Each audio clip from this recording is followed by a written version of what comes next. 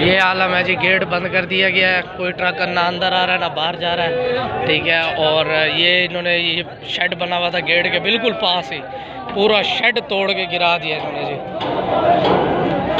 ये आलम है जी आज मुल्तान मंडी का।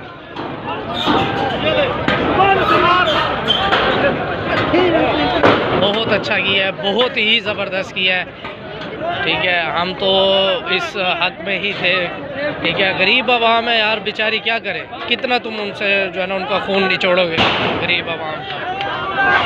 गवर्नमेंट को अलावा दे देंगे, गेट भी तोड़ दिया, गेट भी तोड़ दिया है।